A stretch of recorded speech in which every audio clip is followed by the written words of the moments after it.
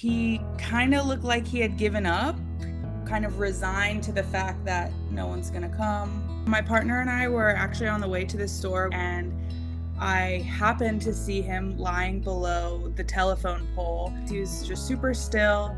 I didn't know if it was a bag, I didn't know if it was a body, and I turned to my partner and I was like, we need to turn around and just see what the situation is. So we turned around and I got out, and I was worried that he wasn't alive because I walked over and he was so still. Eventually I saw him breathing, so I was like, okay, he's alive, but he's not responding. And, anytime you're approaching an animal that you're not familiar with, you always just want to be careful because you don't know what their temperament is like. After about 4 minutes of being like, hey, buddy, like tapping the ground, I didn't know that he was deaf, obviously. I started to walk away and his eyes opened and he lifted his head up and I was like, oh, you're awake. He was really thin. We could see his ribs. He had a collar on, but it had no information. He was sunburned. He had bugs flying around him, but you could tell he was super friendly, really sweet. And so once I got excited and was giving him pets, he was just wagging his tail more. I eventually was able to pick him up and put him in the car. He seemed very happy when he was in the car. He totally stretched out. He was just laying in the funniest positions and just being goofy, silly. And I feel like animals don't act that way unless they feel like they're safe.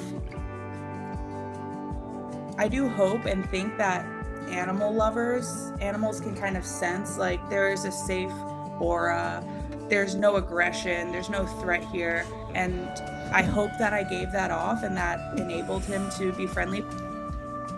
We got home, he ate, he drank, we got him showered, and then the cuddle party started because from the beginning he was just so sweet. We got him in, did some basic stuff, checked for a chip, had his nails clipped.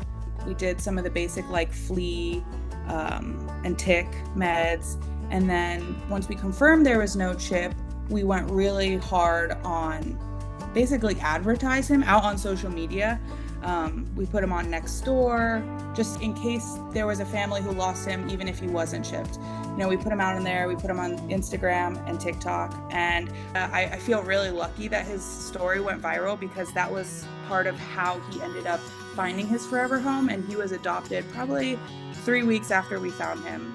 I was overjoyed because this owner was like, I can really tell that he is going to be a good fit for my family. The woman who adopted him is amazing, and I still get to dog sit whenever they go out of town, so I still get to see him. He's doing great. He's beefed up.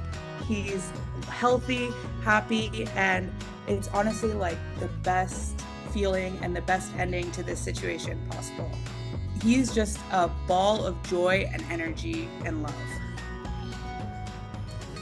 You got a flower in your chin.